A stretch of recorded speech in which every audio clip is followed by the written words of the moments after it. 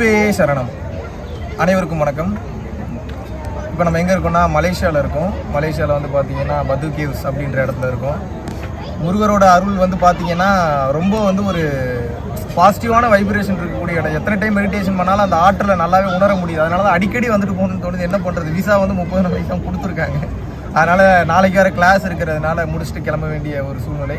So அடுத்தடுத்து வாய்ப்பு இருக்கும்போது நீங்களும் அடிக்கடி பத்துமலை முருகன் கோவிலுக்கு வந்து மெடிடேஷன் பண்ணும்போது இங்கே இருக்கக்கூடிய ஆற்றல் நிலையை உணரலாம். அந்த வகையில் இன்றைக்கி நம்ம எந்த டாப்பிக்கை பற்றி பார்க்க போகிறோம் அப்படின்னா, என்னப்ப நல்லவா என் தாயும் அல்லவா, என்னப்ப நல்லவா என் தாயும் அல்லவா, பொன்னப்ப நல்லவா பொன்னம்பலத்தவா, பொன்னப்ப நல்லவா பொன்னம்பலத்தவா, சொப்பனமோ எந்தன் அப்பன் திருவருள், சொப்பனமோ எந்தன் அப்பன் திருவருள்.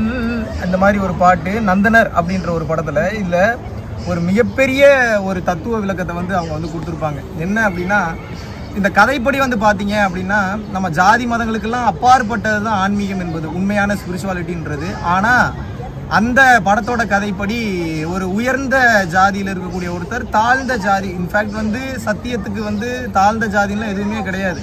சத்தியத்தை உணர்ந்தவன் உணராதவன் அவ்வளோதான், அதை கடந்த நிலையில் எதுவுமே கிடையாது. ஆனால் உயர்ந்த ஜாதியில் இருக்கிற ஒருத்தர் தாழ்ந்த ஜாதியில் இருக்கக்கூடிய ஒரு வார்த்தையை ஒரு ஆளை பார்த்து அவரை வந்து உனக்கெல்லாம் வந்து இறை நம்பிக்கை அவசியமா, உனக்கெல்லாம் கடவுள் காட்சி கொடுப்பானா அப்படின்னு சொல்லி, இறைவன் வந்து அன்பெனும் பிடியில தான் அவனை வந்து அகப்பட வைக்க முடியும். அன்பெனும் பிடியில் அகப்படும் மாமலைன்னு தான் சொல்றாங்க. அறிவுக்கு அடங்கினவனா இருந்தானா அவன் வந்து இறைவனா இருக்கவே முடியாது. அன்புக்கு மட்டும்தான் இறைவனை வந்து அடிபணிய வைக்க முடியும். மற்றபடி பொருளாலேயோ இல்லை வந்து பார்த்தீங்கன்னா பல கோடி பணத்தாலேயோ இல்லை வந்து பதவிகள்னாலேயோ இறைவனை அடக்க முடியாது. ஏன்னா அது எல்லாமே அவன் கொடுக்கறது தான், அவன் போடுற பிச்சை தான். அதை புரிஞ்சுக்காம நான் பிறக்கும் போதே உயர்ந்த ஜாதியில் பிறந்தேன், நீங்கள்லாம் தாழ்ந்த ஜாதின்னு எவன் ஒருவன் பேச ஆரம்பிக்கிறானோ அவனுக்கு நிச்சயமாக இறைவன் அருள் கிடைக்காது. ஆனால் இதில் நீங்கள் புரிஞ்சு கொள்ள வேண்டிய விஷயம் என்ன, அந்த படத்தோட கதைப்படி அந்த லோயர் காஸ்டில் இருக்கக்கூடிய ஒரு நபர் நந்தனர், அவர் வந்து அப்புறம் உயர்ந்த மகான் ஆகிட்டார், உயர்ந்த நிலை அடைந்த ஒரு மிகப்பெரிய தன்மைக்கு வந்து போயிட்டார்.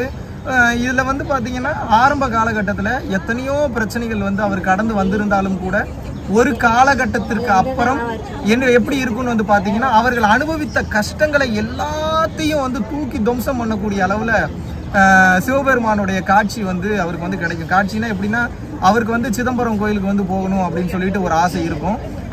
கோயிலுக்கு போகணும், அங்கே போய் வந்து நான் வந்து தரிசனம் பண்ணணும், இறைவனை பார்க்கணும் அப்படின்னு சொல்லி அவ்வளோ ஒரு ஆர்வம்.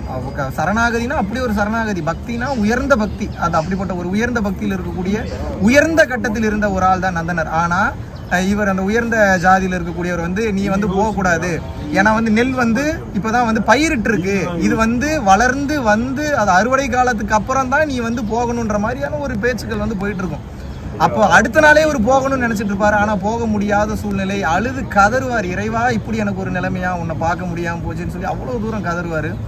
ஆனால் யாருமே எதிர்பார்க்காத மாதிரி நைட்டு தூங்குவாங்க, காலையில் எந்திரிச்சு பார்த்தா அந்த நெல் மணிகள், அதாவது போட்ட எல்லாமே வந்து பார்த்தீங்கன்னா அறுவடை காலத்துக்கு பயிராக வளர்ந்து வந்து நிற்கும். பார்த்த எல்லாருமே மிரண்டு போயிடுவாங்க, என்னடா இது நைட்டு ஒன்றுமே இல்லாமல் இன்னைக்கு பார்த்தா அறுவடை பண்ணுற அளவுக்கு வளர்ந்துருச்சுன்னு சொல்லி எல்லாத்துக்குமே பெரிய ஒரு ஷாக்கிங்கான ஒரு விஷயமா இருக்கும். அப்போ இறைவனால் முடியாது என்னன்னு நினைக்கிறீங்க? இறைவன் தான் எல்லாத்தையும் கொடுக்குறாரு. இறைவனோட அருள் இல்லாமல் இங்கே ஒரு அணு கூட அசையாது.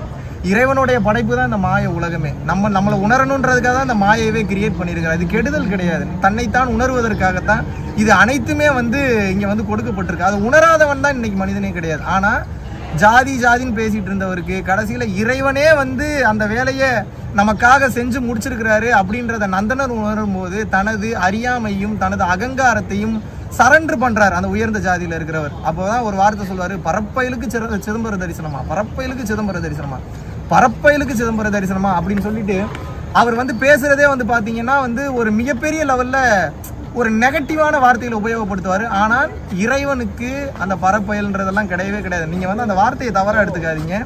மனிதன் அவ்வளோதான், உண்மையை உணர்ந்த மனிதன், உண்மையை உணராத மனிதன் அவ்வளோதானே தவிர அதில் மற்றபடி வேறு எந்த விதமான வேறுபாடுகளும் கிடையாது. இந்த உண்மையை ஒரு மனிதன் உணர்ந்து பயணிக்க வேண்டும்.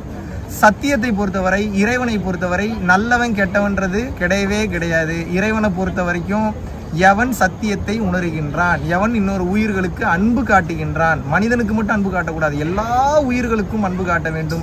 இதற்கு பேர் தான் உயிர் நேயம் சொல்றாங்க. எல்லா உயிர்கள் மேலேயும் நம்ம அந்த அன்போடு இருக்கும்போது வாழ்க்கையில இறைவனின் தரிசனம் கிடைக்கும், இறைவனோட சப்போர்ட் கிடைக்கும். எப்போ வந்து ஹெல்ப் பண்றாங்கன்னே தெரியாது, அப்படின்றதுக்குள்ள ஹெல்ப் பண்ணிட்டு போயிடுவாங்க. நம்மளுடைய கவனம் வந்து எப்பயுமே நம்ம வந்து ஃபுல் ஃபோக்கஸ்டாக நம்ம இறைவன் மேலே வைக்கும்போது அது உயர்ந்த கட்ட நிலையை நமக்கு கொண்டு வந்து கொடுக்கும். நன்றி, வணக்கம்.